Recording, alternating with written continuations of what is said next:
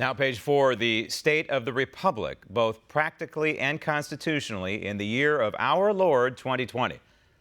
Practically speaking, we are better off today than we were 4 years ago. There's simply no doubt about it.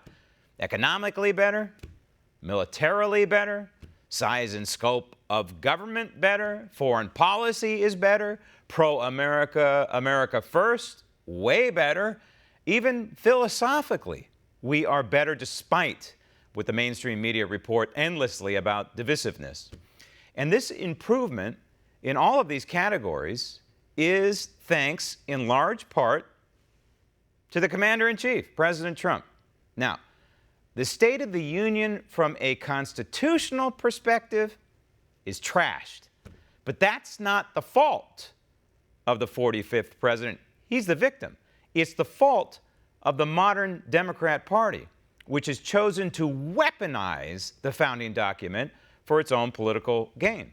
These would be constitutional midgets who view the founding document as a tool to be manipulated and to be used as a means toward an anti-constitutional end. Exhibit A, the radical and ignorant senator from Hawaii, Mazie Hirono. I will be attending the State of the Union to bear witness. That is what I did last year. Tape. You know the difference between the elected officials of today versus around the time of our founding is these partisans on the Democrat side of the aisle. Forget about the Republicans. They have their own problem in their party. But the Democrats care about one thing and one thing only right now. And that's advancing their party so they can advance their radical cause and their radical ideology. And this woman is a perfect example. She's a stooge.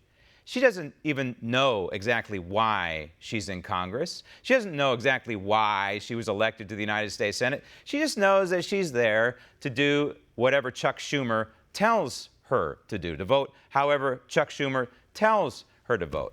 Back at our nation's founding, before we even had the United States Constitution, George Washington and Alexander Hamilton, and in particular Thomas Jefferson, they did not see eye to eye very often on anything, on the route to get to the goal. They all had a different means to achieve the similar end, but that's the point here.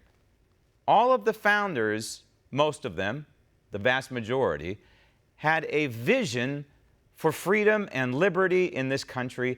The only question was how to get there, how to preserve God-given rights, how to preserve property rights, how to build a government that is not going to trample on the God-given rights of its citizens. That was the situation. So eventually, in 1787, they built the Constitution at the Constitutional Convention. And there was not always agreement. There was disagreement over many things. For example, whether there should even be a commander-in-chief. And eventually, obviously, the fact that there should be a commander-in-chief won out. And then it was, well, exactly what role does the commander-in-chief play? What role does the chief executive play? What role does the president play? And they debated that. They knew they wanted to have a Congress, a bicameral Congress. And, of course, they knew they had to have a legislature. And then it was the shaping of the President of the United States, and then eventually holding the President of the United States accountable through impeachment. But there was great debate. There was not unanimity over any of this, but there was unanimity over the goal. And that is what is lacking today.